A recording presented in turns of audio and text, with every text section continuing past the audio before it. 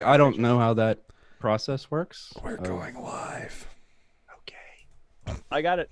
I got it. Episode 2. Really, you are correct. This is episode 2. And we are here with, I would say fine gentlemen, but I'm sure shit not one of them. So, Ah. Hey, Got him. remember what I've said about you in the past. You don't mean to bring that up, do you? you shush.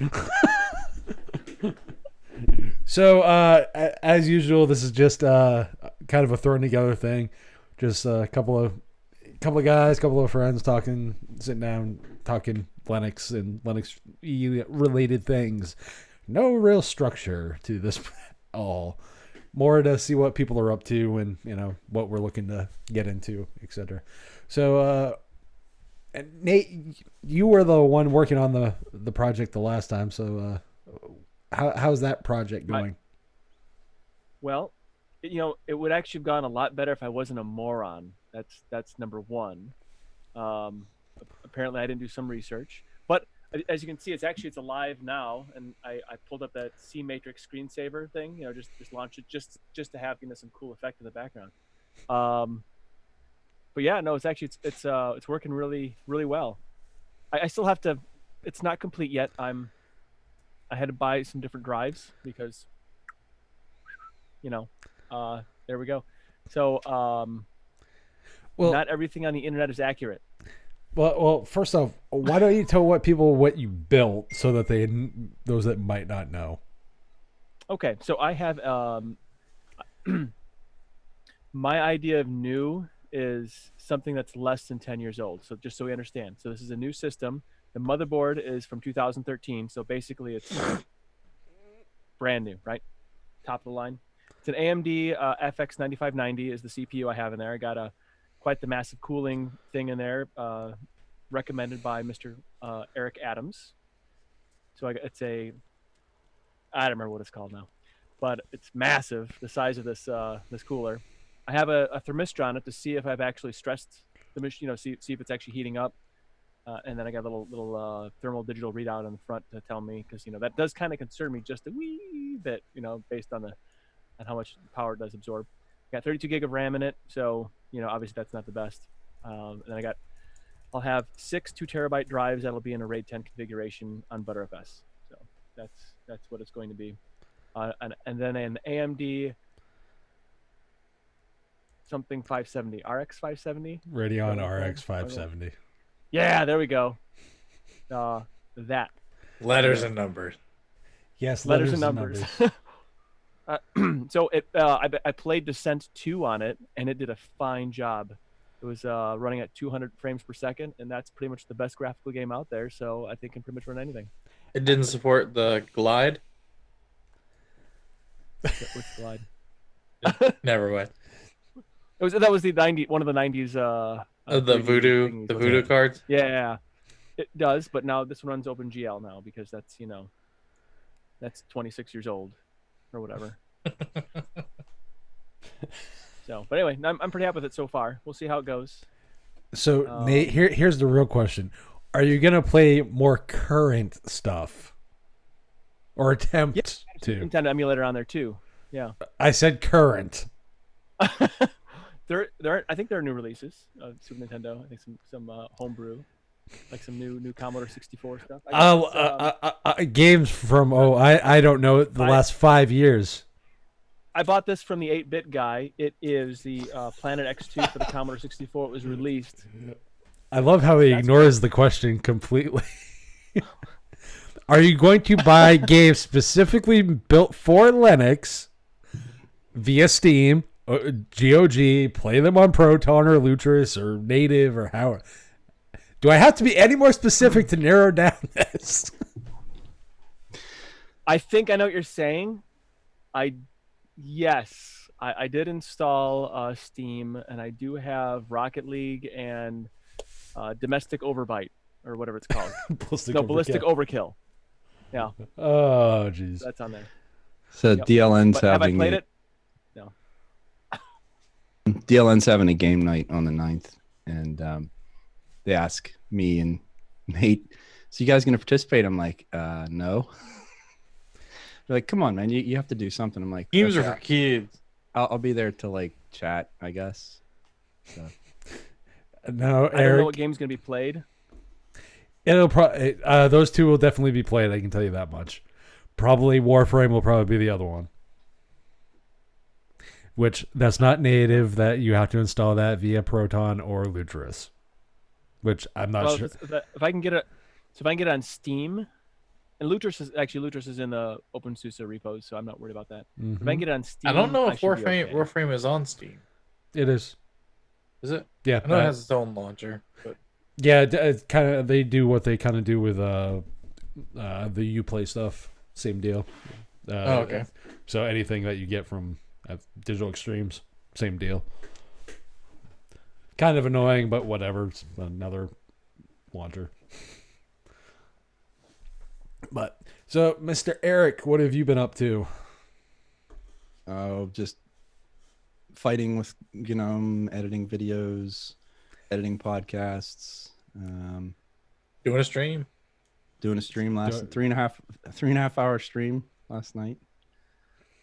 Ridiculous. Yeah, that's about it. We just got DLN Extend episode 2 out, so that's out there now. And yeah, Now, you mentioned fighting with GNOME. Please do extrapolate and explain. well, so I made the analogy of GNOME to like a car you really love but you don't trust, and you have to make a long trip in it, and you think, do I really want to take this car? It's really comfortable and it has a great radio and all that stuff, but Driving I just it's know terrible. about halfway it's going to break down on me. And yeah, Now, I will say, Eric, yes. if it breaks down and it's really comfortable and has a good radio, then you're fine on the side of the road listening to your music in a comfortable chair. So That's you know, true. it's all right. Until the battery dies. Yeah, I mean, honestly, I think it just comes down to the underlying architecture, because in like 3.4, I think they've made about as many improvements to performance as they are going to find. I mean, maybe there'll be some things, but ultimately, like, my biggest issue, and the reason I make that analogy about a car, is if the shell crashes, for me at least, it dumps all of my open applications. And if you happen to be working on something, oh well, It wasn't important anyway, so I wouldn't worry about it. There's that one process thread issue. Yeah. From top to Yep. bottom. So for those that want to know when I mentioned that there's a single thread from desktop to bottom, and that can be, not always, but can be a problem if the shell crashes. Or in this case, it's usually Mutter, which is the Contempt style stuff, or whatever. But yeah. Well, I mean, I was using Ubuntu for about a month, and I really do enjoy, the keyboard shortcuts, the way that it spawns extra desktops as you need them. Everything is just really comfortable once you get into that flow. But yeah, I had it several times. I had it just die on me, and things like disk IO and some other things. So I'm using SyncThing with Nate to get our files back and forth. And when you start it up, it does a directory scan, and it can really use a lot of disk IO. While it's doing that, the shell's basically unusable, and everything just sits there, frozen, and until it's done. And then when it's done, and we're talking NVMe, these aren't like spinning disks, or this is fast stuff. Mhm. And also I don't have that issue anywhere else. So, yeah, I really enjoy a lot of things about it, but at this point I just don't really trust it. So yeah, I hear you. So Adam, what have you been up to? Playing an unhealthy amount of Borderlands 3. Nice. Over the weekend, I played about 12 hours. Gaming sessions, marathons, Yeah. always fun. It was like was like 3 hours on Friday night, about 3 hours on Saturday, and like 6 hours on Sunday. Nice.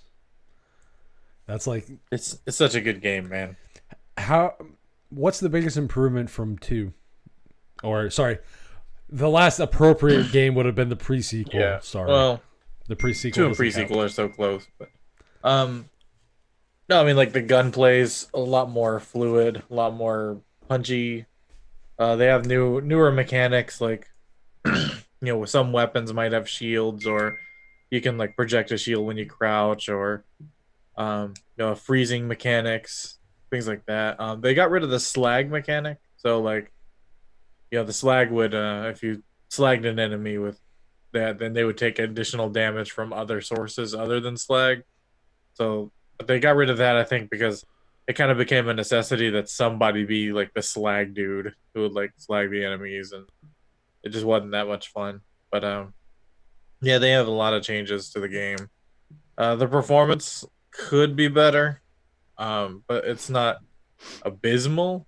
On Linux, it takes a while for the shaders to compile properly and all that. On Windows, it's just the occasional like stutter and hitch. Even on my 1080 Ti, like it still stutters and hitches sometimes. Just the nature of it. That's the unfortunately that kind of seems to be the nature of most gaming now, though. Hate to say it. Yeah, I mean, when I say every once in a while, I mean maybe once every 10 minutes. But So it's a noticeable one, yeah. it's kind of like some of those virtual programming ports over to Linux where you'll get some of the weird stuttering. Yeah, So- probably not as bad as those though. Touche. I'll give the VP guys credit. A lot of the issues that they had with Aeon, they have fixed. Mm-hmm. Because like I remember one of the first games that they ported over was I just got done playing it too. Brain. Spec Ops: The Line was one of the first games that they ported it over. Yeah. And the first time you played that had terrible stuttering issues. Same with The Witcher 2 because same deal. Yeah, I remember them like when I first tried them. I want to say a few years ago, but they were kind of a mess. But now they're not as bad, or either that or just my hardware's powered through the problems. Brute force. When in Yeah, doubt. just I got faster machines, so could be that. But so it sounds like I've been having a good time on the gaming front. Definitely can't. Yeah, and I changed around my monitor setup. So my roommate, she does art streams occasionally, Mm-hmm. and she had my 34-inch ultra wide that she was using for a monitor. But whenever she would have to clear her desk to prepare for the art streams, it was kind of a pain. How like where do you put this giant like 20-pound monitor and all that? And so I swapped it out and gave her one of my 4K monitors, 27-inch 4K monitors. So I have a different setup. I have the ultra wide at the bottom, and then above that is my other 4K monitor on an arm. Nice. It's a pretty good deal. I'm enjoying it right now. This monitor is noticeably better for gaming than the 4K ones because they're more like content creation monitors than they are gaming monitors. Yeah. Yeah. What was definitely. that? What was the new game that you were playing last week, Adam? The Outer Worlds. Yeah, Outer Worlds. So you Yeah, kinda I finished haven't it? got very far into that one. Borderlands 3 kind of. I wanted to finish that, at least finish the main story in Borderlands 3 before going seriously into the other one. But I did like the first like kind of zone you come into in Outer Worlds, and that was enjoyable. So I'm looking forward to the rest. Vanessa's at like the very end, and she doesn't want to. They don't have like a way where you can continue on after finishing the main quest. So basically, if you don't tie up loose ends, they just get left behind. So she's been doing that on the Xbox, and so she's gonna finish that at some point. But she wants to finish all the side quests and everything else before blowing away the save on the end of the main story. That's very nice of her. If you ever think I play enough games, man, she's the kind that will just like start a game and just play constantly until she's done with it. Like That, to be fair though, that does look like the kind of game that will suck you in. It is. Oh yeah. If you've yeah. played any Obsidian game, there you go. Pillars of Eternity 1 or 2, Tyranny, Knights of the Old Republic 2, Alpha Protocol. Take your pick. They did Neverwinter Nights too, didn't they? Yes, they did. Yeah. So I don't know if you guys watch Jim Sterling or not, Yeah. Yes. but his comparison of that to Fallout 76, Fallout 76. Yeah. that was just delicious. Yeah. Oh man. All I can say about Bethesda is they might want to get a new guy in charge because Todd Howard is. I'm just gonna say it. Todd Howard is the Brian Lunduke. I don't know what happened to that company, man. They have lost their way. A lot of things, unfortunately. But they said they're going to cancel the conference this year, maybe. You mean the thing Blizzard should have done? Because BlizzCon's turning out so effing well for them. Yeah. Well, hey, you want to suppress dissidents, and that's what you get. But you can't have dissidents on official channels, according to. Well, yeah, and they can't win their earnings, right? Or they can't take on their winnings. But then, we're going to backpedal on that. Yeah, it's funny. I don't play video games, but for some reason, I actually enjoy the video game news because it is such a just weird industry. So, like, I find the politics and the business side of it so interesting. Even though like I said, I don't really play games anymore. So, I'm not going to lie. The politics end of it is. They preach they're double speak. The whole industry is double speak. It is literally, we stand for this, but if you do what we stand for, you're over here. Well, and you talk about an industry with zealotry, right? I mean, we talk about Linux and Linux and all that, but gaming, holy cow! Yeah.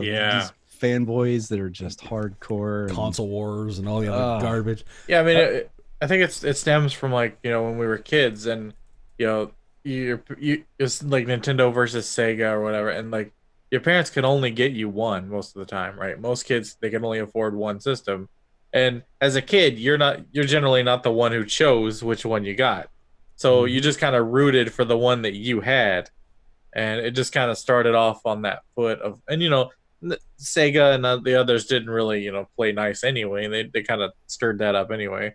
But that was kind of the idea, right? Like you start out as a kid, fanboying for one thing or another, and some of these people are fans for life. They grew up with a PlayStation, and now they're just, PlayStation 1, 2, 3, 4, just the whole way through, and that's pretty common.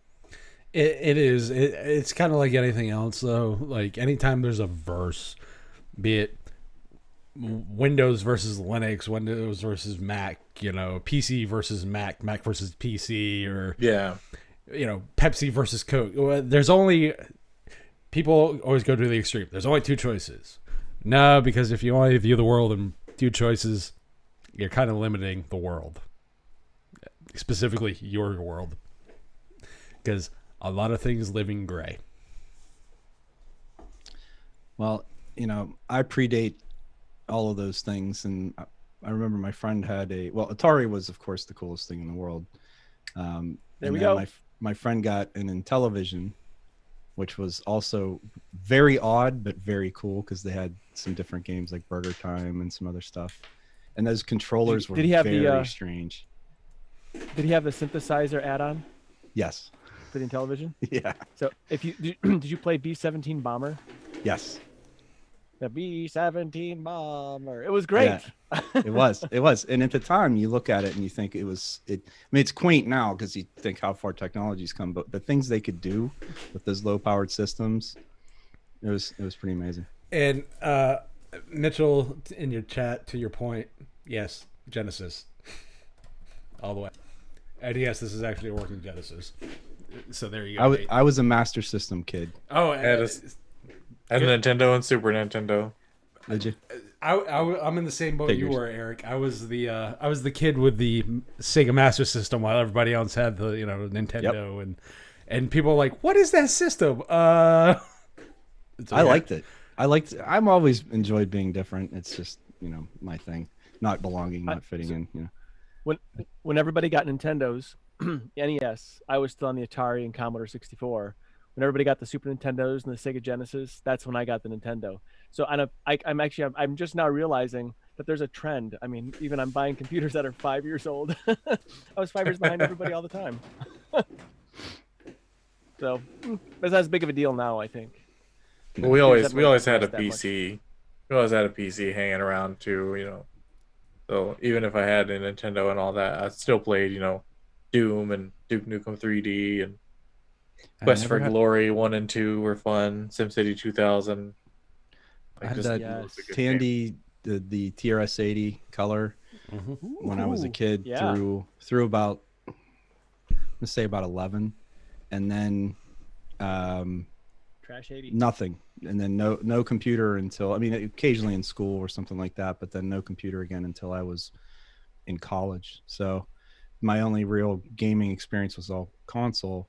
And what's funny is the last time I played a console, I can't even tell you what it was at this point. It was a long time ago. Using a controller was almost impossible for me because I'm so used to keyboard and mouse.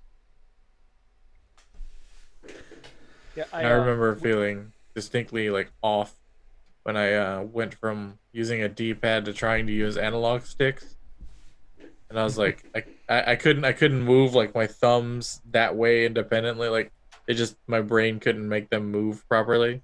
Because Yeah, I, and that. the only time I played like shooters and stuff was always mouse and keyboard, Mm-hmm. and even to this day, like I can get by on a console shooter, but keyboard and Mm. mouse all day. Just for the They have more Twitch. fine grained control. Yeah, with the mouse, I mean, you could just, it's so much easier. But yeah, the analog sticks, I agree. Like, what game was I trying to play? I don't even remember. It wasn't a shooter, but it was, I literally felt like an idiot. Like, I'm moving the way I think this should go. And it was so frustrating. I just gave up. And I'm sure there's an adjustment period, but Yeah, yeah, I never made that leap between the D-pad, so. And some stuff definitely you need a controller or D-pad, stuff like that. So I was doing flight simulation, and I actually got the flight yoke and the pedals and all that kind of goofy stuff. Mhm. Just because if you're trying to simulate something, like if I was into racing games, like I would probably want a steering wheel or something like that, because you're Yeah. not going to get the same kind of feel otherwise. So is that I something, got a little. Nate, you ever do any kind of? Of course he does. There's going to be It's something plug-in. back there. I have a it's a joystick for when I do play Descent. Basically the last good game that was ever made. You got it's an analog joystick. Then it's got the hat control. Then you twist it, so you get all the 6 degrees of freedom. And then anyway, that's a lot of fun to play because you can do all kinds of fun things in 3D space with it. But I do have for like twitchy games. I use a Wii U Pro controller. Very good Those Those are controller. good. Steam. Battery That's life on actually my those is favorite. amazing. It's like 80 hours my- on those things. It's awesome. I think it's my favorite controller. Like compared to the Xbox or the PS. Man, I've never tried a PS4 controller, but it looks like PS3. I happen to just Mhm. like this. Like fits my hand better because I kind of have long, gangly fingers, and so it just I don't get like the hand cramps on this. I had to get the Pro controller for the Switch because those little controllers on the Switch, The Joy-Cons, those are garbage. Those may as well be just you drive over them with your car. They're garbage. I don't like them. Like literally, I'm trying to play these games and my hand is cramping. I'm like I cannot. I will never beat you in this Smash Brothers or whatever the heck the game's called. Where you fight. Anyway, terrible. So the Pro controller, great. In fact, actually, I like the Switch Pro controller because it has the Motion. the accelerometers in there. So that makes it easy to play the Mario Kart. But yeah, pretty much if it's not Mario Kart or a platformer, I don't really care. It's I had a pretty good a pretty good HOTAS joystick for a while for playing like space sims and stuff like that. Same thing, 6 degrees of freedom movement or whatever, and the hat switches and all the buttons and everything. And yeah, that was really probably the most interesting thing for me for a long time was just space exploration, space shooter, that sort of thing. That whole genre, that's my favorite part of like science fiction, of all that, is just anything with space exploration, outer space, that kind of stuff. So, oh, Nate's getting something. This guy right here. Yes. So yeah, that's the Pro something. Logitech. 3D Pro or Extreme something. 3D Pro. Yep, I had one of those. Well, I had that, but I had a different one. It was like the HOTAS, where it had the throttle quadrant thing. Yeah, I had one of those for a long time, and it did work very well. I do. I probably need to tear this thing down because I notice sometimes it'll like it drifts a little bit, and so I think that one of the analog contacts probably needs some TLC. Yeah. So I might make a video out of it. Hey, why not? I miss the days of like it being a normal thing to play games with a joystick like that. Yeah. Agreed. Because That's not normal. not anymore. Trying to Unfortunately. play. I remember playing Duke Nukem 3D with a joystick. Duke Nukem 3D. I think the only games really now that use them are really flight sims and maybe like Space not Sims, EV, yeah. Space Sims, Elite, and a few others. But When I first played Halo on the Xbox, whatever year that came out, I don't know what that was. 2001. Wow, that was. I thought, wow, this is like a crappy mock-up of Descent. It's like it's kind of terrible. Descent Free Space was maybe one of the best video games I've ever played in my life. Yeah, same. I loved all three of them. They were just fantastic. Yeah, I bought Free Space and Free Space 2 on actually I bought a bunch of games on GOG. Star Trek Starfleet Academy, that's a good one too. It's got some live action cuts. This is like late 90s, so it's CD quality video, but it's still fun, and it's kind of fun to see Kirk be Kirk. So. It proves to me those types of games, when I go back and look at them, yes, of course the immediate reaction is, oh, the graphics are so terrible, but the fact that the gameplay itself and the mechanics of the game, they were able to do so much, it just shows me that it's not so much about the graphics and the flash and the sizzle. It's really about the core mechanics of a game, and is the game itself fun and challenging or engaging or whatever. And those games, I can't even tell you how many hours I played those games on Windows. It would have been 98 probably at the time, into XP. Yeah. I mean, and yeah, I mean, what, 640 by 480, it's like tiny, yeah, that's tiny. all the resolution you really need. Yeah. Anything and all more of than it that for a worked, game is and I remember think, showing my nephew Quest for Glory 1, Sierra game, and all he ever said was this game looks like crap, and just over and over, like all he cared about was like the way it looked and everything. And I was like, but it's a really cool game. Like, there's like a good story and it's funny. And he's like, yeah, but it looks like crap. What? It's like, whatever, man. well, and then the opposite is true, right? You get a game that's really flashy and beautiful, but then the gameplay, It's there's some shallow. mechanic Yeah. and you just think they spent so much time and effort on making it look a certain way, and then not enough on the game itself.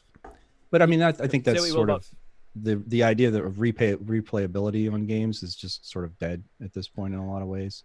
Yeah, I mean, I have like 400 something games on Steam. It's like, how do you like? I could just they're all throwaway basically, right? Mm-hmm. Well, it's like, how do you make a dent in that kind of library? Because I'm in the same boat. Yeah, no kidding. Because I think I'm at 623 on Steam, not counting what I have there, and on GOG and all the other various platforms on PC. I think I have 6 games on Steam, and I thought that was a lot. You're only 100 times shorter than anybody else, Nate. So, have you played the game River City Ransom Underground on Steam? Yes. It's also available on GOG. You have? I played River City Ransom. Yes. So River City Ransom Underground, it's like they licensed the name from whoever owned it or whoever owns it now. And so it actually is very faithful to the original NES game River City Ransom. And they even they have tie-ins, and it's like 20 years or so in the future. So Ryan and Alex are old now, and they own like a mechanic shop. and you get to play different characters, and they have different abilities, and you can like get your it's better. Like in all, they still have like an 8-bit graphic feel to it, and but it's so the graphics are what the graphics are 8-bit looking graphics, but the gameplay is so much fun. I mean, like I literally like belly laughed hard playing the game because it's just so obnoxious, like the slapsticky kind of violence. I mean, I was really like when I first played it, I laughed so hard playing it. I don't know how popular the game is. But I don't really care. I think it came out in 2018, 17. I don't remember. Yeah, it's actually a really fun game. My strategy for games is to wait until they're about 2 or 3 years old and they're on sale for like $8. Nothing wrong with that. Nope, definitely not. Because I'm not paying all the time. $60. I'm sorry, because they'll get all the bugs 20. worked out by then. You know, all of the season pass and DLC stuff will be cheap too, and you just get the whole game for $10. Here's the thing. Speaking of DLC and all these games and not paying $60, there is one game coming out tomorrow that I am spending whatever the money is for it, and that is Shadow of the Tomb Raider, because I have literally waited ever since Shadow of the Tomb Raider came out to buy it on Linux. So I've waited. Oh, yeah, this Barrel's bringing it, right? Yes, they are. I've waited over a year. This is the definitive edition that they're putting out too. So you're getting all the DLC and all the other whatever came with it. So personally, for me, I'm one of those that I prefer to put my money where my mouth is. I'm gonna go and support devs who are supporting the platform I like. No idea. I like it. Nate, you might actually be able to play it. Yeah, I think I should be able to. Would you though? No. Is the question. So it maybe. So, I mean, I'm going to buy that one crazy robot game that you sent me. Oh, the one, yeah, Yeah. Oh God, Override. Yeah, whatever. It looked fun.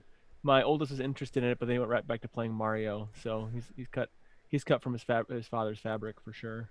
Wasn't there a Overload game that was basically like a Descent Yeah. successor? Yep, there was. Yeah. I don't know if that came Is to that the Steam? GNU/Linux or not. I don't remember, honestly. I've decided I'm no longer gonna pronounce it hard G. It's not gonna all be pronounced like gnome. New Just slash new. Linux. Yeah. New Linux. New Linux. It's now gonna be imp instead of gimp. And and yes, Overload is on Linux on Steam, which is the successor to, spiritually speaking, to Descent. There's also a Descent Underground. I actually purchased that one too, like long ago, but it's not been finished yet, so it's just kind of wonky. But I don't care. It's a I bought, Descent, so that's it. They got take my money. Knights of the Old Republic was on sale not long. Well, I guess that's probably been a year now, but I bought that and played through it again just because I loved it the first time.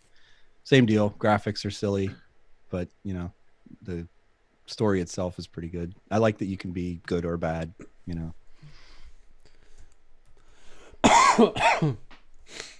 Have you tried Everspace, Nate? No, never heard of it. It's like a kind of a space shooter roguelike kind of thing on it's on Linux. It's pretty neat. You should check it out. Yeah, it's it reminds me of a like an arcadey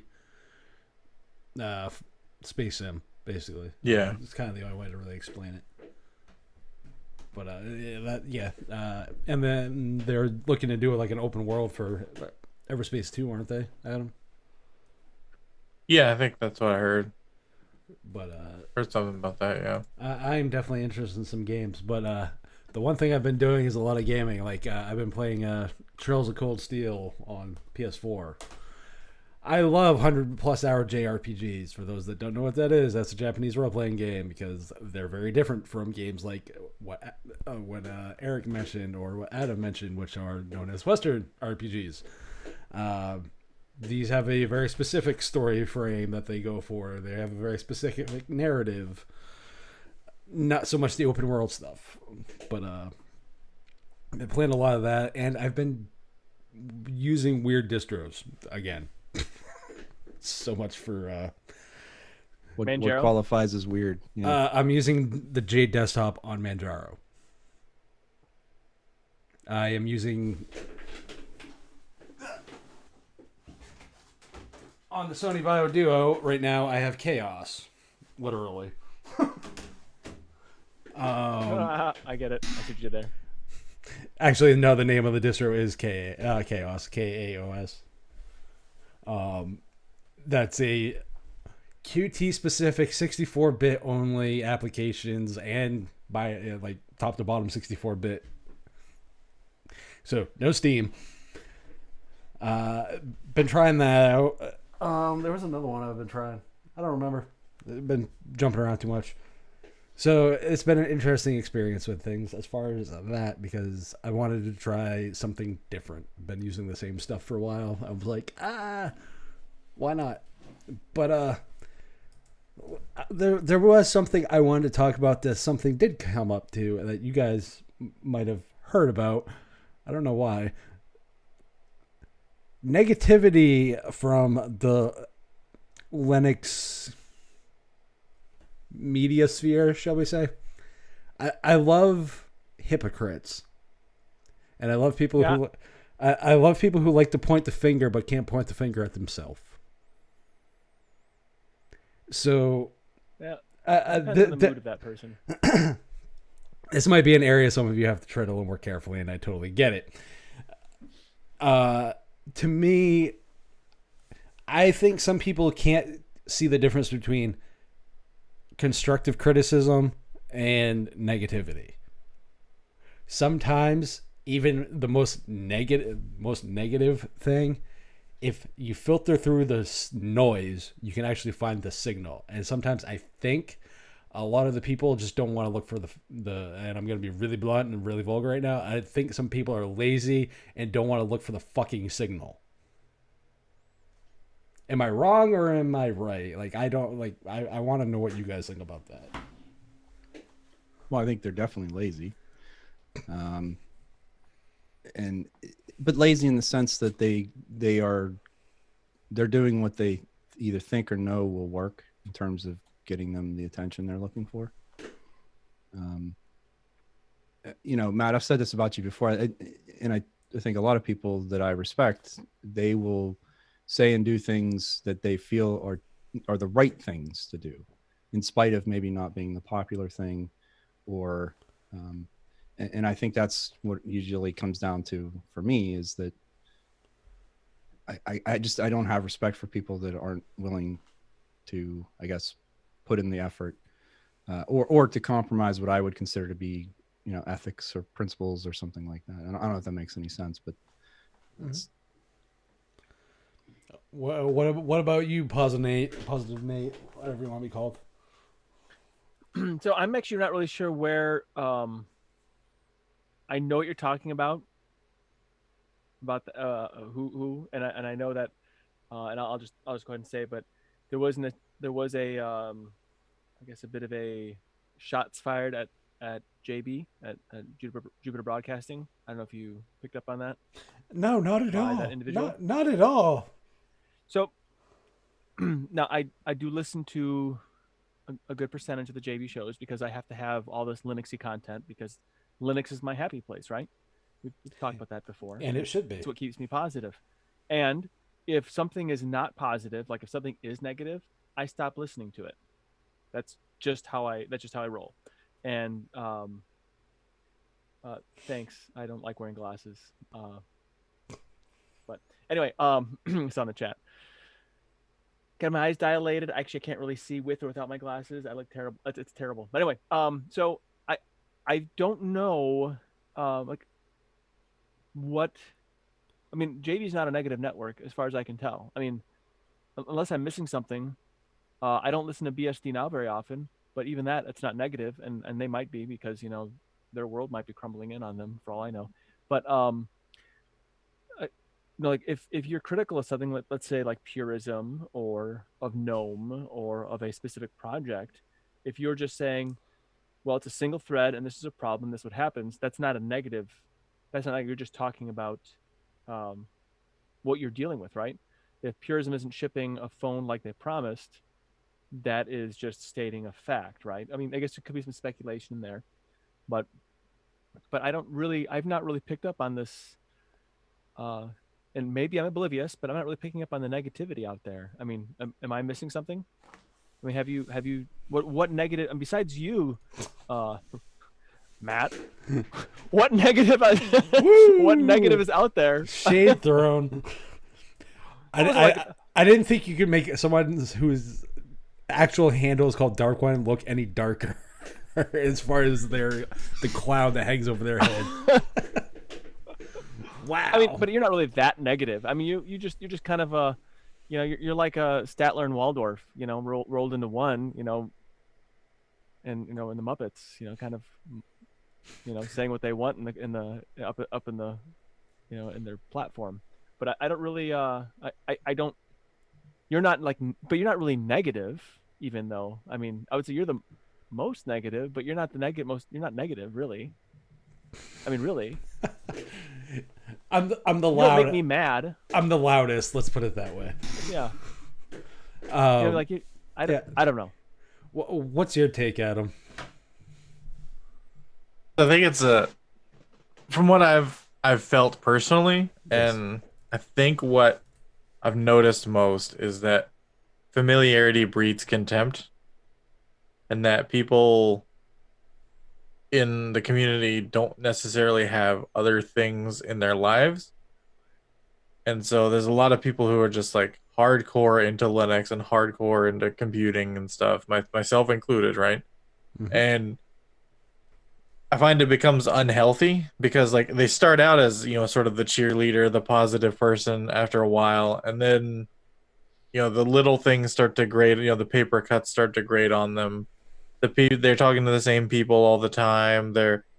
It's sort of a familiarity breeds contempt thing, and that you know if they don't have another hobby or they don't have necessarily a job outside of IT or family to visit or anything just outside of Linux, that they they kind of echo chamber themselves into the negativity. And so when you look at something like a podcast network that focuses entirely on almost entirely on Linux, like if you're running that place, all you're ever thinking about it is that. Or so like any little thing that it's something that would have been normally glossed over by a new person or a person who has a healthy balance of hobbies would kind of be amplified for the person who feels like that's all they ever hear, and it drags them down and they drag the other people down. And so it becomes a kind of a crab bucket in that sense, that the negative people keep dragging the moderate people down, and Mm-hmm. eventually you have a bucket full of crabs. I think I agree. I think the particular topic that this was brought up in was, I don't even think it's more familiarity breeds contempt. I think it's just more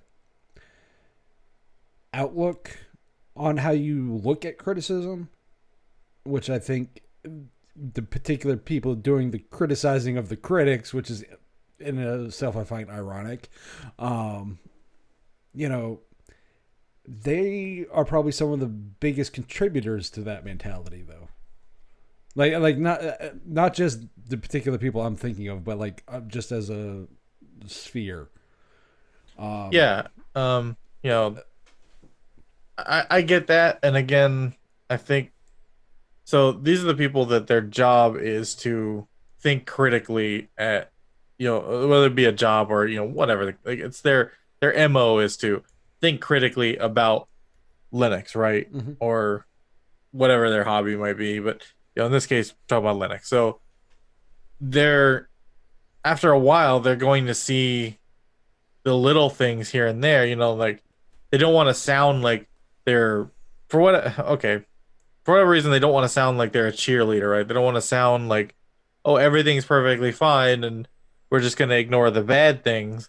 But we're human and humans love negativity. And so they give the negative, you could say, 5 positive things about a distro or software or whatever. And you say that negative thing feels like it's 10 times stronger than the 5 other positive things. And so when you're critiquing something, it can possibly come across like you're extremely negative when you may not be extremely negative.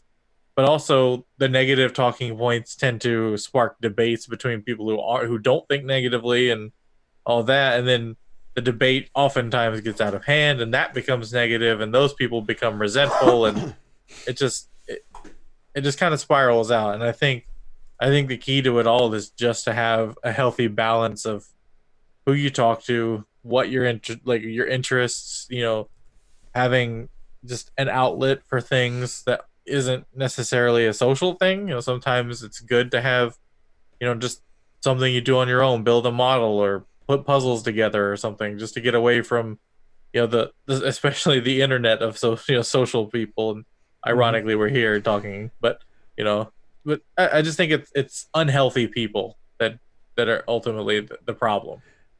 Basically, my take is people, if you're too much of one thing, either end, positive or negative. You can say, oh, I only think positive. Then at some point you're going to blow up and you're going to have a whole diatribe of negative for a bit. Yeah. And if you're always on the negative end of the thing, I'm going to be honest, people are going to look at you like a fucking prick of misery, to be brutally honest. Or old man curmudgeon sitting on your front porch yelling at kids to get off their lawn and don't dirty their sidewalk. That too. But like Adam's mentioning, I think it's finding a balance. And this is where people have a really hard time. I think finding that is really having a balance of like, have a variety of interests. Like I love video games. I love tech. I love Linux and all that stuff. Most of my content focuses that, interestingly enough, on those.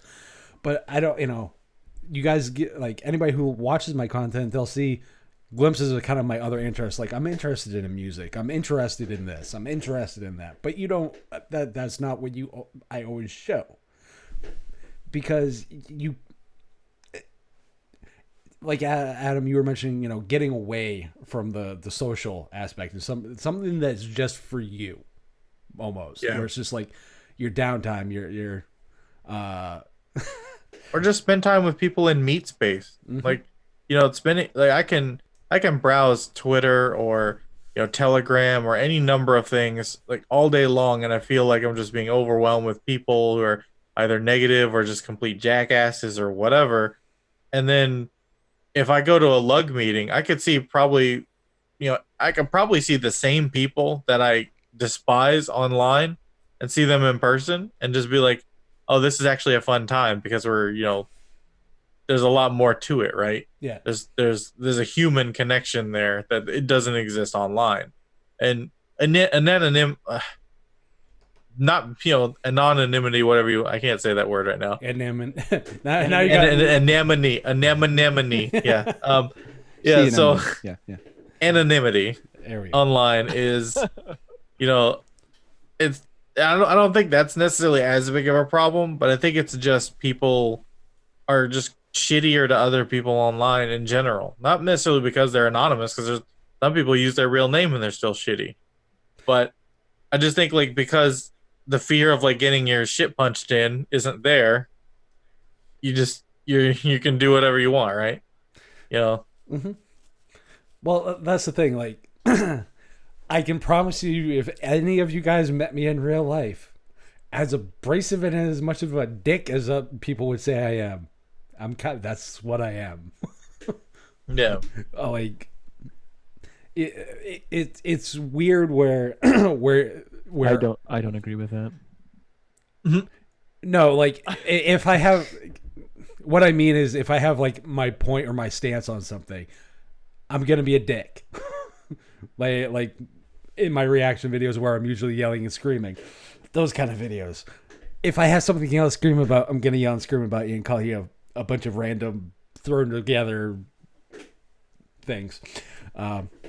Usually like your head shoved up your ass and you decide to peek out your penis, or kind of those kind of comments. Yeah. But You are the source for those. I Definitely. don't, what, those memes? Yes, I have no idea what you mean. But for me, it's one of those things where it's like I look at that kind of stuff and it's like you just have to be you. Be you online, be you, who you are, accept who you are, however that is. I even think people who are comfortable with who they are and like comfortable with their beliefs and their positions are still whittled down by things such as social media. Like myself, I have my principles, I have my stances, and I like to think that I'm a pretty sane person most of the time. And but at the same time, like I had to take a break from everything because just being on like Telegram and Twitter and Reddit and other places, like it wears you down after a while. And it's like, I used to enjoy this, but it's actually they always say it's the community is the reason we stick. No, the community is the reason that pushes me away, actually. Because I think, as Eric I think it said in Discord the other night, was, there's like 10% of the community that's tolerable, and the other 90% can just get fucked. Like, I agree. and the Google Eric, Home you thought I said was that? talking to it. Not in those words, but yeah. Way to go. Hey Google. Yeah, what's it saying? I don't know if it thought I told it to get fucked, but whatever. That's awesome. Well, Yeah. I mean, if your name was Das Geek, that's what he would be telling Google. Oh yeah. But Yeah, the community side of it, I definitely agree. Like, so, and when I say 10%, I mean what I mean is I think there are a lot of people out there that just, they have very strong opinions, like we were talking about with fanboys in gaming. Like, they're just people whose minds you can't change, and they've decided this is what they're going to do, this is what they believe, this is how they're going to just communicate, and once you realize that about someone, all of a sudden it's like, well, why would I engage with you? Because I mean, I'm not saying I'm dislike you necessarily, but if you're just closed-minded and you don't, I don't know. I see all of this as being amazing, and it's like just a toy box for me. There's just so many things to play with and try, and I may not like something, but I'd like to believe I have an open mind. yeah, well, that's the thing. Like, I think a lot of it is the approach. Like, Adam, you and I have agreed to disagree, like on like you like Vanilla Gnome as an example. Mm-hmm.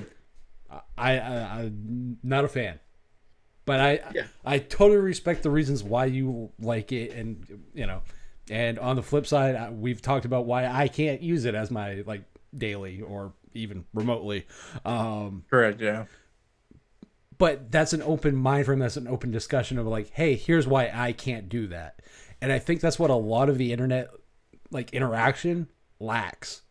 I think one-on-one people do. People have those discussions one-on-one. But when you give people a platform to scream and yell from rooftops, then they scream and yell the dumbest shit possible.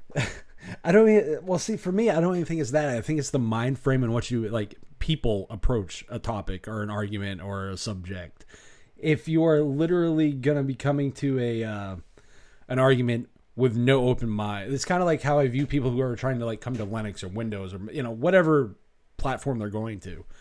If you come to it with the same mentality of this has to work exactly the same way as the thing that I just left from, you're doomed from failure from the start. Yeah. So why am I going to take that approach to a conversation or a discussion? Like, I want to know why people think the way they do. If you're not a jackass. Well, some might disagree with that. But to have a legitimate discussion, just be like, hey, why do you think this way? Why do you see it this way? Try to see that perspective. Even if, like, for all the sarcasm that I ooze when I interact with, like, Ryan and all the other stuff, or Eric, you've seen my sarcasm with you. It's just one of those things where, for me, it's part of who I am. So I try to make that come across in how I word things, how you text things, that's what stupid emojis are for. Use them. I mean, if there's one thing that can easily suck the life out of you and just make you extremely negative, it's Eric. Well, I was gonna say was listening to Michael talk for like 9 hours. And imagine how I feel, Adam. I mean, sheesh. Oh, You think you are bad for the undead. You are the Yeah. undead. Like, Absolutely. Yeah, I'm the what did I watch? Tales from the Dark Side. It was one of those dumb Stephen King 80s movies. And it was the one called The Hitchhiker where the guy, oh yeah. thanks for the ride, lady, and like she kills him 100 different ways and he still keeps going. That's me, basically. I'm okay with that. That's it. I'm comfortable with it. I've That's all made peace good. with it. Yeah. I think go ahead. No, go ahead. I was gonna say, you're talking about like people not able to discuss again on a platform, social media, bad. I agree. I think it's unfortunate that people have a hard time just discussing something just on its merits and not involve one's emotions into it. Like, for instance, like I have to try and be constructive always, because sometimes there are some things that just kind of frustrate me to like the point where I really could care less about it, and if it went away, that I wouldn't. Okay, Nate. wouldn't As an bother whatsoever. as an example, you want to go install Arch? No, I would literally rather take a light bulb that has mercury in it and chew on that and just digest that glass and mercury in my system than ever touch Arch ever again. But I realize that's an emotionally charged argument, but if you want to run Arch and you like broken glass and mercury in your digestive system, hey, that go on, fly your geek flag, have a ball. That's fine. I will never touch Arch. Like you would have to pay me to run Arch, actually, like large sums of money, because I don't see the value in it whatsoever. Like I do not see the valid business reason for Arch at all, unless you like to fly. If you were to fly a plane, you want one that has no instrumentation and you have to manually adjust the ailerons and the rudder. That's kind of, I put it in the same category, or flying a helicopter with no fuel. but the point was, I mean, I think it's a train wreck. But anyway, but that's fine if people want to run Arch. I mean, whatever, go ahead, have a ball. I don't care. Like, I just won't get involved in it, because it's not for me. And if you like Arch, great. If you like that chaos, great. If you want to run GNOME and have IO issues and your mouse stutter all over the place, I won't do it. But if you like it, great. Keep trying to, keep that rusty wagon going. If that's your thing, that's your thing. I mean, passive aggressiveness is palpable. Who am I to judge? Because I run a Commodore 64 and I IRC on that, and there's no practical reason for that whatsoever. And I mean, it's barely useful. So I mean, who am I to judge if you want to run Arch on your main system? Because I do a Commodore 64. I mean, really, right? well, it's like, I don't have mouse stutter though, and it doesn't uplate and crash. That's the one thing I look at the Commodore 64. It doesn't have a mouse. you also can't do much more than the IRC that you do with it. True. And I'm perfectly happy with that.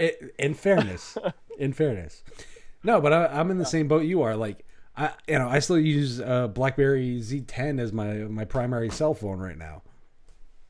No practical reason to. It can't run half my applications, but it does what I need it to. So does it really matter? No, if it does what you want it to do, who cares? Exactly. So there's this part of architecture history here for you. That's a nice analogy, and probably directly correlated to why social media is a mental ill, right? So in many years ago, when European towns were being built, architects at the time were designing them with courtyards. You know, they would build the buildings in a square and they would have a courtyard in the middle. And they found that the courtyard size directly correlated with people's happiness. Mm-hmm. So if the courtyard was too small, they felt, oh, it's cramped, right? There's not enough space. But if it was too large, there's like this problem that like humans themselves can't really handle seeing too many people at once. It's too large of a space. It's too many people. It's mentally uncomfortable for them. So if they make the courtyard too large and too many people are in there, then everyone's uncomfortable because there's just too much sensory input. So they had to make it just the right size. And so it's kind of the same thing, right? When you're alone, for an extended period of time. I know introverts will argue this, but I'm not talking about healthy amounts of alone. I'm talking about like solitary here. Like that begins to erode your mental health. But also, if you're around way too many people and you have too much tugging at you left and right, that's also bad for your mental health. But if you have, like I remember, in high school and stuff, having a small group of friends, maybe 10 to 15 at most, and that was like a comfortable group of friends to have. But any more, and it was too much to manage, too little, and you felt ostracized.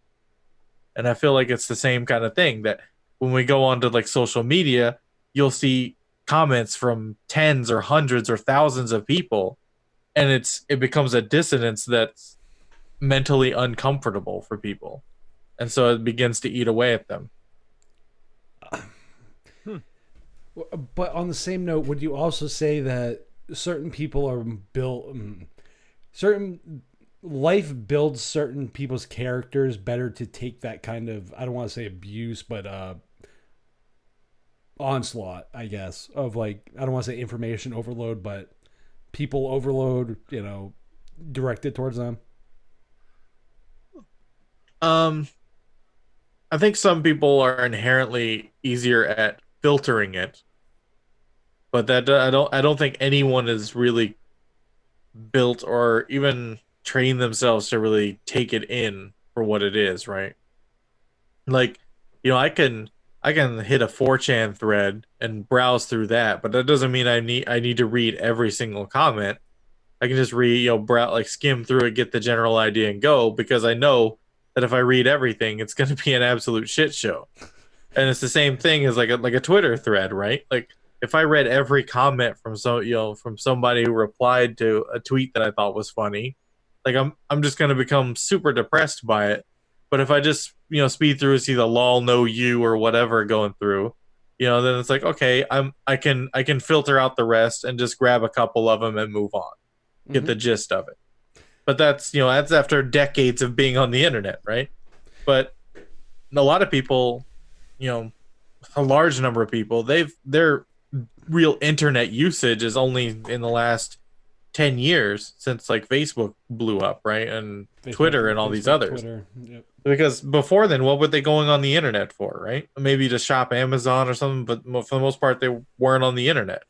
Shop AIM. Amazon. They're on AOL Instant Messenger. AIM. Yeah, exactly. And AIM is inherently a small number, right? Yeah. Like it's a small group. It's not being bombarded by everyone you've ever known in your friends list. Yeah, because like AIM was like, hey, if you had like 100 people on your AIM list, you were like, you were somebody. You were like, why? Do you know this person? Kinda. Like, that legitly reminds me of, oh, how many friends do you have on your MySpace like top 10 list or whatever you had? Your friends list. It's the same deal, but like, I think a lot of the personal interaction online is like that feeling of being able to have, barring stuff like this, like personal interaction has kind of gone away from a lot of communities. Well, that goes back. That goes back to the 10% thing I was saying too. Is people that I feel like I can have an engaged conversation with, right? So there are a lot of people you can say hi to, or just basically lighthearted, and that's fine. That's great. That there's nothing wrong with having those interactions. But in terms of like your interests, your thoughts and being able to feel like you're actually being heard when you're saying something that you feel is important. You're right. A lot of times that is very challenging. And that's kind of what I was getting at was, well, all of us may have an interest in the same thing, but that doesn't mean we're all the same. There's so many different varied people and ages and backgrounds and level of expertise and all these things. And, it is somehow amazing to me that I've found, you guys and just the short list of people that I interact with on literally a daily basis that, earlier this year before I started doing this, I didn't have any kind of that social interaction, because social media to me in a larger sense, I don't, like you talk about your top 10, collecting people. I abhor that. Like I have always found that to be it's like a sickness, right? I mean, it's like, look how popular I am because I can go out and meet people I don't know who don't know me. And, we're friends, right? I mean, it just doesn't even make sense to me. And maybe I'm just old enough and had lived enough of my life before this was reality that I don't see it that way. But yeah, so the bottom line though, to me, is that through this experience, I have found so many people now, and I'm not talking hundreds, I'm talking maybe 20 that I have made genuine connections with, that are good people that from what I know of them. I mean, still I haven't spent, years of time, but, I feel like I've had enough interactions where, I feel they're genuine, and I've had really interesting, long, hours long conversations with all of you and with those other people as well. And you can't fake that, right? So yeah, it's so there is definitely something to be said. And me in my situation where I've got some mobility issues and it's not easy for me to get out and do things. The fact that I can sit here and talk to you guys or interact, Telegram, Discourse, all the other places, it's meaningful, and it is pretty much my only social outlet.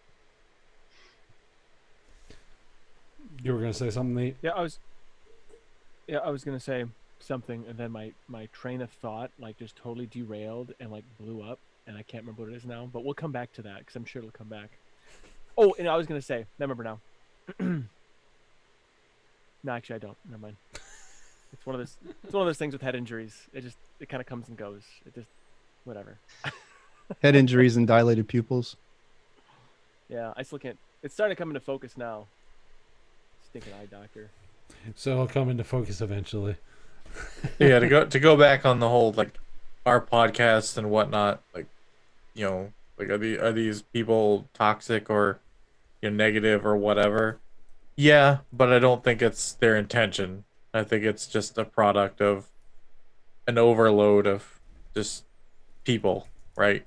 Mm-hmm. When you have to read, you have to stay up on every story, and you find message boards and posts on Reddit, or people tweeting stuff or whatever. You're just inundated with this crap, and even if it's not crap, you're inundated with a large number of people, and that can have a negative effect on your psyche. Well, I think being able to, you read a book, you read something offline, it's you and your experience of engaging with that content and imagining it in your mind, understanding it the way you understand it. And you take away from that a very personal thing. And much of what's online is polluted by comment, right? Yeah. By someone else's opinion. And as much as you'd like to believe that you're not influenced by it, it's so easy to read an article or watch a video or listen to a podcast, have your own opinion on it, or have taken something away from it, and then to read someone else's comment and have them influence now how you feel about it because of it. And that's a very weird dynamic, Yeah. Yeah. Podcasters. I agree. I think the problem is because how do I say this? I think some people are too afraid to really have their own opinion. Anytime something's if it's challenged or hey, this is how I feel about X after reading it or watching it, and they don't stick to that. That's not what they're not. That's where I think that whole discussion point comes in, where if someone has a different view or a different take on the same subject matter or the same topic or the same anything, challenging a view is not the problem. It's the way that we are conditioned to engage in that conversation, which is we don't want to, or a lot of people seem to not want to. And if your take is different than something, then like thousands sometimes of people decide to poo-poo all over it, and it's like, what the fuck? Like, Well, it makes me wonder. So, and even extending this out further, so things like movie IMDb and movie reviews and things like that. Oftentimes, a movie that I find either really entertaining or interesting gets just shit canned. You know, people hate it, and I'm like, Yeah. I like. First of all, why do you hate something, right? Okay, this goes back to that whole like hate versus saying you dislike or having criticism. But you know, a movie that gets like 2 or 3 stars, and for some reason, I just really enjoyed it. You know, and maybe it was supposed to be dumb. You know, maybe it was supposed to be like a dumb, gory movie or a, you know, and that was the whole point of it. It was supposed to be kitsch or camp or B movie or whatever. And it always surprises me how poorly some of those things do. And like, part of me says I don't care because I enjoyed it, but then part of me goes, do I just have bad taste? You know, is that what it is? And then if that's true, do I even care? Because if I enjoy it, who cares what someone else thinks? I guess. I agree. I mean, I'm 44 years old. I shouldn't give a shit what anyone else thinks, right? Yeah. Well, You know, I mean, isn't that sort of like much. the way this works? well, that's kind of the thing. Like, So I was listening You're muted, to man. oh, sorry. Well, that's kind of the thing. Like, I'm in the same boat. Like, you know, I'm 35. Do people honestly give a shit that if people haven't figured it out? I am very opinionated, and I don't give a shit about what people think. Like, if you have an opinion, awesome. If I don't agree with you, fuck you. Don't care. We can have a disagreement. We can have a conversation most of the time. But it's like, I will say that but it's like, Eric, to your point, like I have the new Ghost in the Shell movie that came out, like the live action one. A lot of people didn't like it. I actually liked it. I thought it was a very cyberpunk type of movie. Like to me, I enjoy those type of movies. Yeah. You know, most people, oh, the acting's stiff, and like, I can see the criticism, but on the same note, like I enjoy the thematrics and like all the world building and like all that aspects of it. So like, if you know, to your point, it's one of those things where it's like I can understand where somebody's critique or criticism would be. Is like, what I don't get is like, oh, that movie's just garbage. That movie's shit. And then you're like, care to elaborate, or is it, you know, there's a difference. And a lot of people don't want to go into like nuanced arguments. They just want to say that's bad, that's good, that's bad, that's good. And they're like, reasons are kind of a thing. Try them. Yeah. So I was listening to an episode of Mac Power Users on the Relay FM network, and they were talking about, you know, journalism and stuff because they had a YouTuber on there. What was her name? Sarah Dietschy. I don't know if you ever heard of her. Mm-hmm. So they were talking about how journalism itself has changed so much in the recent, like basically the last decade, in that it used to be journalists were like strived their hardest to be objective. Like they tried to just give you the facts, just give you, you know, like give you the information you need, and then you derive your own conclusion from the facts, from what they're giving you. But in the last decade or so, it's become more subjective in that it's not so much just to give you speeds and feeds of a product or to give you like the you know, information on the ground during a, you know, like a military thing or any number of those things. But now they have to add in their opinion, their beliefs, their spin or whatever onto it, because that's what's been driving views, driving clicks, driving ratings and everything. It's not enough just to be the Walter Cronkite who's like, hey, this is what's going on in Vietnam, and like, you know, I'm gonna let you guys figure out what you feel about that, but it doesn't look good. But To your point, Adam, it's almost like people have to be led on how to feel something, or Exactly. Yeah. they look They look to others, yeah, to form their opinion for them. which is that is like the epitome of 1984, and it shows this isn't a shot at like Apple or anything, but it shows that those type of people are I'm gonna be blunt, are sheep. Like, you just want to be fucking led by somebody else. You don't want to think. You don't want to engage. You want somebody to feed you, pamper you, hug you, fuck you, and whatever else. And it's like... I don't think that's specific to Apple users, but... No. Well, no. That's why I didn't say sheeple. Which, ironically, I'm sitting next to a Mac, but that's totally besides the point. But did you buy it new? Hell no! I'm not paying the freaking $3,000 for a decent Mac. Oh, okay, then it's fine. I'm running a 10-year-old early 2008 MacBook Pro with a hacked Mac OS to make it work. That doesn't count. And Adam already knows what I'm talking about. But like, I think that really is a thing, and people don't want to engage, and they want to be fed an opinion without formulating an opinion or knowing how to make the formula for one. And and it's sad. It really is. And also, if you think, you could read a newspaper article, from the 90s or the 80s or 70s, or you can go back as far as you want, and they give you the objective view of things, right? They'll give you, this is the, say it's a military action, right? These, this is where it took place. This are the people that are, have died. These are people who are wounded on both sides. This leader got killed, just facts, right? And the only opinion pieces you got were editorials in, like, the back of the newspaper or something, right?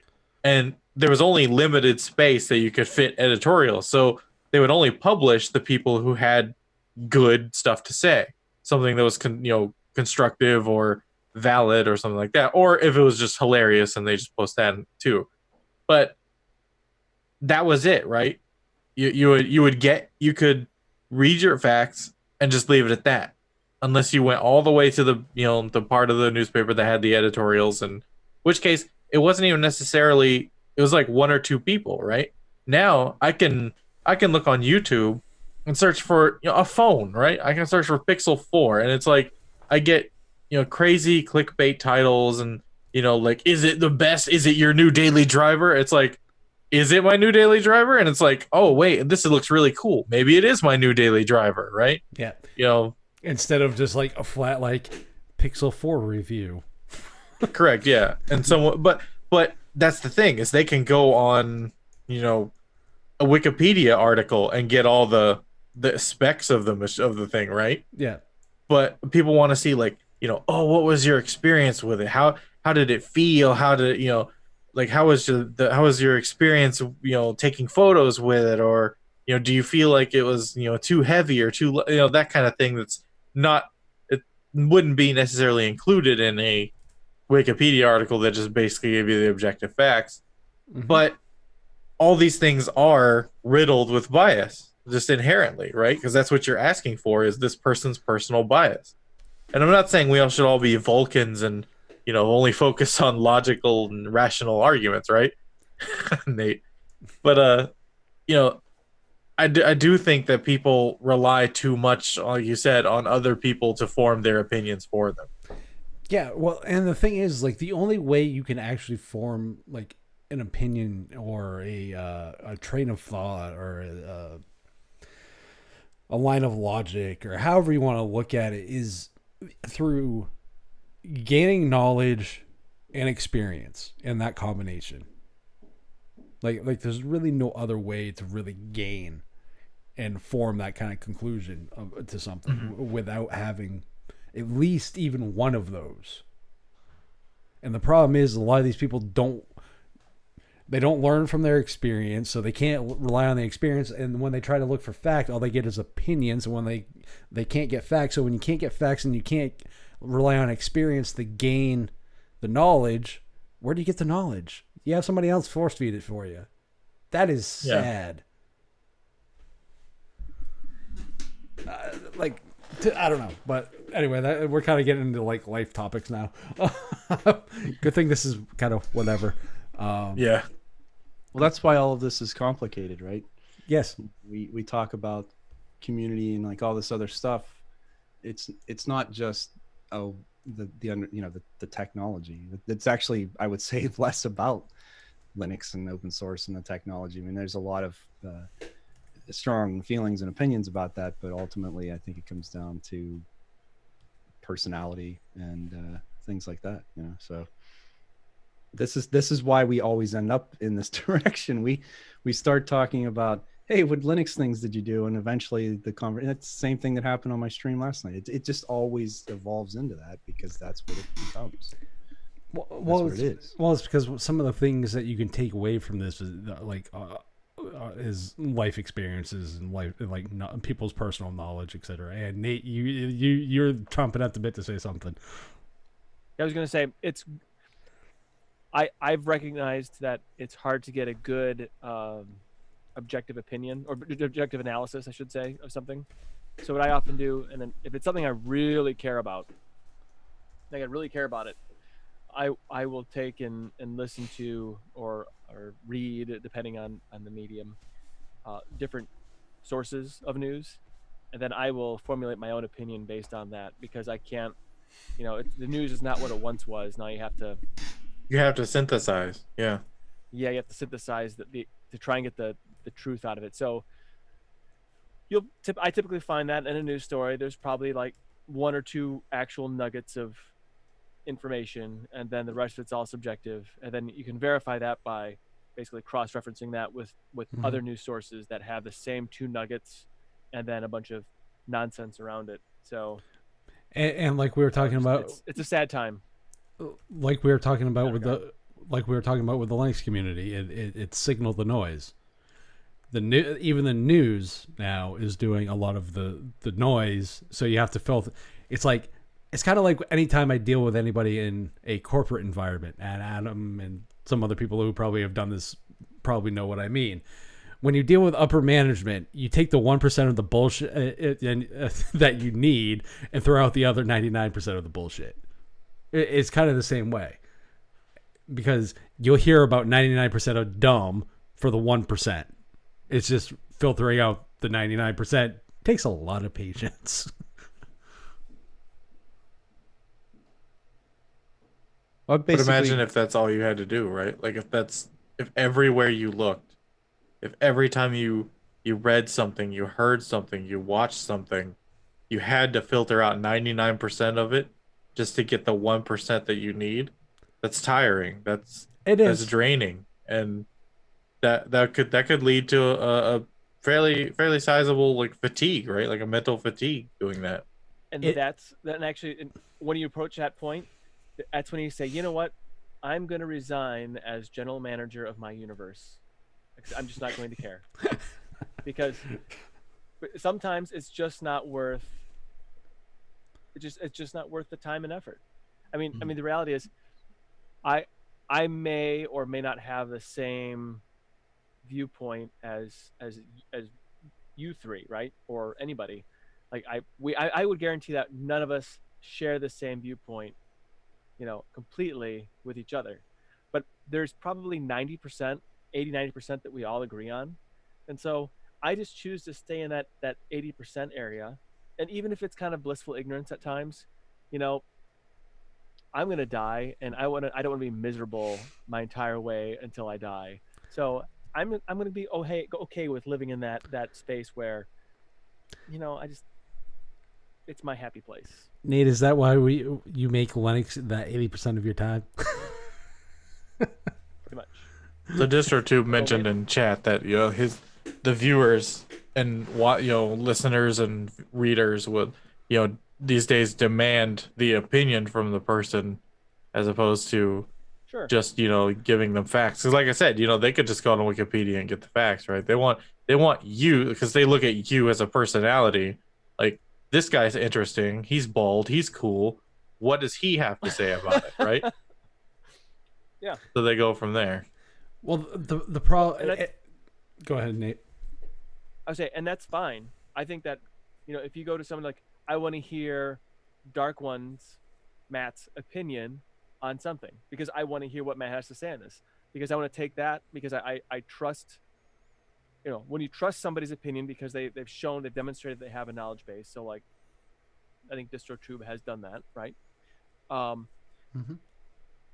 DT. Anyway, so when someone has a trust with you, now they want to know what you think on this. This way they can, to help somebody else simplify choices in their life. That's what it boils down to. And so that's fine. But as long as someone actually says, well, this is my opinion and not this is a fact. So it's a matter of expectation. Right. So there's some, and I'm not going to say who, but we all know, there are some people who say things as though they're fact when they're just opinion. And that's what drives me nuts. You say what, these are the facts, you lay out the facts, blah, blah, blah, blah. And because of these facts, whatever they are, this is my opinion from that, or this is what I'm deriving from that. What do you think? I think Eric and I have that kind of discussion quite a bit. Is what we'll talk about something and then we'll get each other's assessment of it, because that's an assessment. One is information gathering, the other is basically a form of intelligence or whatever. What's funny, we talk about, so this DLN Extend we just put out, there was a question about social networks and the fact that DLN has so many, and just like every community, right? There's Telegram and Discord and Mumble and Discourse and IRC, and you just go on and on and on, and the same argument that I've seen elsewhere, where it's like, that's just too much and you're diluting the community. But the reality is that there are people who want to be on Telegram and be chatty, and there are people who want to be on Discourse that want to have thoughtful conversations. And not that those things don't cross over at certain points. And then there are people who want to be on Discord and have voice chat and things like that. And so Nate and I, being who we are, I mean, we essentially, I would rather be on Discourse having that thoughtful conversation that I can read someone's, post, think about it, go out to the internet, maybe do some research, just digest it, and then give an answer back. And we equated it to basically being at a house party where, either you could be in the main room with 30 people and the music's going and everybody's jumping around and all the noise and like someone's trying to talk to you and you're like, what? You can enjoy that part of it, or you can be in the kitchen with 2 or 3 other people standing in a corner having not private, but a quiet, conversation. And I will always be the person in the kitchen. Yeah. That's here. Because that's where the food is, Eric. Well, is that a fat joke? I was going to say, in my case, I think that's where the booze would be. So 80 proof or higher, please. Because cream cheese, like that spicy cream cheese with the crackers. Did you just assume my size? Wow. Wow. Well, if I was going to go, never mind. I'm going to leave that joke alone. That'll be nice.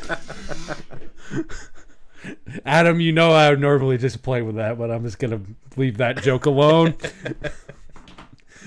But no, I agree. Like I think I'm more of the have the conversation in the kitchen kind of person. Like I don't mind getting in front of the camera, yelling and screaming, and calling people a fucking idiot and a bunch of other creative acronyms or names. But on the same note, those aren't people I would engage with in life anyway. Like, I would still be a critic of them, even like from afar, even though technically I am from afar. But you know what I mean? Like, it's one of those, you meet these people and you're just like, you're a fucking douche. Like, people tell other people not to be tools, but what do you tell a tool to be when they're already naturally a tool? I don't know. I think Tool's fine. They're a good band. It's a riddle. Yeah, I don't know that there is an answer. Because you're 2 times the dick that you were. Well, I think most normal people have their moments, where they'll kind of step outside of their their normal sort of demeanor. But I think when it's the other way around, the people that are just already maniacs, like I don't know that they can, I don't know if that process works in reverse, right? So I don't know what you call them, and I don't know that there is any other mode, right? Yeah, I've always been there's the type A, and I guess I'm a type B, if that's how that works. But yeah, I've just never been an aggressive kind of like go-getter in your face kind of like, and I react poorly to those type of people. And you mentioned earlier the business world like that. So I had to work with salespeople a lot in my role as a product manager and going out and evangelizing the product and doing demos and stuff like that. And the stuff that salespeople say, the absolute bull-faced lies that they tell, that they know they're telling, they don't care. And it's just like, dude, how can you be that way? And they don't, because it works, because they sell their product, and once that contract's signed, they get their commission. And there's a lot of people that live their lives that way. Yeah, but on the same note, like, there's two different ways that you can be with that. You can be the extra, well, like what you're talking, type A, type B, introvert, extrovert kind of thing. The extrovert are usually the salespeople. They're the ones that are going to be up and in your face, and that kind of gig. Believe it or not, I'm actually more of the introvert when it comes to actually like dealing with people, like me myself, because like I don't like people in general. Novel idea. I don't know what would give people that idea. I'm very select on who I like. It's just what it is. But for me, like, I could never be the salesperson, because unlike the salespeople, I have this weird thing called morals, ethics, and principles. And like, it's a weird thing when you are honest to a fault. Sometimes, as people have watched my content, it's brutal. What do you want me to say? But it's honest. And that's one thing that's why I wouldn't succeed in a like a sales pitch role, because it's just not me to like, I'm going to promise you this and this and this and this and this, and I give you none of these. Well, I made the mistake of correcting someone one time, a salesperson, during a demo, and I caught hell for it afterward. And I realized I wasn't there to provide factual information. I was there to make them look good and to sell the product. And so those are two completely different things, right? My real life and my real job of like making the product work and based on fact, and that didn't apply there. And so I had to learn to play ball, and it felt dirty at times. And I'm not saying it was universally like that. There were definitely some people that were like solid. They would talk up the important parts, or the parts that were going to get the deal, and then try to downplay any of the negative parts of it. But they wouldn't outright like some people would just outright like, oh yeah, totally, we could do that, right? And then look at me, and you're like, part of you is like, fuck no. I'm like, but that was always the thing too, depending on the size of the contract. When it comes to software development, at least in our case, it was like, if it's a big enough deal, like there's millions of dollars on the line, yeah, we'll probably add that feature. Yeah. Well, that's different, because then you're, in that case, you're accommodating for the contract. That's different. It's one of those, does the cost, does benefit outweigh the cost? That's a cost analysis kind of thing. Is the juice worth the squeeze? I think is that's what I was waiting for, the pun. So by the way, I didn't know that was coming when he said it. Which is why my reaction was like, is the juice worth the squeeze? So many things that mean. So many things I could say to this, and I'm just gonna leave every single one of those. You think of The Simpsons as a segment of Troy McClure hosting a show of, I can't believe they invented it, and it was Dr. Nick Riviera showing off a juicer called the Juice Loosener. and he dumps like a whole bag of oranges, and it comes out as like a couple drops. And Troy's like, "You got all that from a bag of oranges?" He's like, "I know." And like while it's doing its juicing, it's like rocking and shaking and so loud. He's like, "Is it on? I can't hear a thing. It's whisper quiet." Like he's yelling over it. And then like the other product they had was Sun and Run, which was a suntan lotion that's also a laxative. Yeah. Oh, But yeah, God. it's just like that. That's what I think of when I think of like salespeople is the juice loosener. I'm just like, I always think the ShamWow guy. oh yeah, they had a really someone did a really good like remix of the slap chop. If you haven't seen that one, you should look that one up. I'll have to look that Yeah, I up. saw it. I love it. I'll have to look that one up now. That's awesome. But so now like I think it's a interesting take on community and stuff. And for those that want to know, yes, Dust Geek just did an unboxing for Pinebook Pro, and we probably should have talked about that. But sorry, Ryan. I'm more of a I Maple Book watched kind of it. guy. So many things I could say, and I'm just gonna Hey? leave it. I'm gonna leave it alone. You're making this really hard to keep trying to somewhat clean there, Adam. Trying. Well, my mind lives always in the gutter. When people tell me to crawl out of it, it's like, why? I'm home there. Fair enough. It's your warm place, huh? Eric did. Apparently, people want me to say what I'm thinking, and no, I prefer not to get my channel demonetized all around. Thanks. I didn't even know like what you're thinking. I can't even fathom it. So Yeah, you don't want to. Let's just leave it at that's that.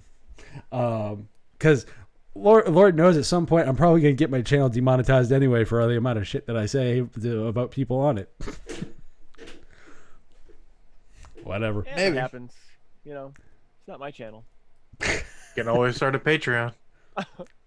Do you know I already have one? Oh well, there you go. Is there a way that I can take money from it? No, because all that money's already taken by Patreon to pay my other Patreon stuff. Yeah, fair enough. So if you No want Belle to, Delphine dollars for you. if you want a negative balance, go right ahead. I guess you could just say I'm full of negative. There you are. We've come full circle. Yes, we have. But no, like I think it's an interesting take, and like I think the different perspectives of the community is an interesting topic because I don't think it really. People try to pigeonhole things sometimes way too easily as this is the cause, and it's like people look at micro when they should be looking at macro, and when they're looking at macro, they should be looking at micro. As far as like the viewpoints, and it shows because when someone's looking at one and they should be looking at the other, it shows ignorance because it's too singular focused on something when the bigger picture is needed to be looked at, or vice versa. Because sometimes you need to drill down past the bigger picture down to like the core of an issue. Yeah. And it's Sistrum in chat. Oh, and I thought I was the troll. It's always Depends on Sistrum. location. Let's see. DL, Dusky, Michaels, Tux Digitals. I don't troll Noah and I don't troll Jason. So I got to fix that. And I don't troll you two guys. And me and Adam just banter back and forth. Well, it's been fun, guys, but I need to find Yeah. myself horizontal for work tomorrow. Yep, same here. I think I'm going to stop the stream, and that'll be it for tonight. I appreciate you guys joining. And All right. Hey, with thank that, you for inviting. Yeah, definitely. definitely. This is fun. and with Thanks, that, Matt. we're done.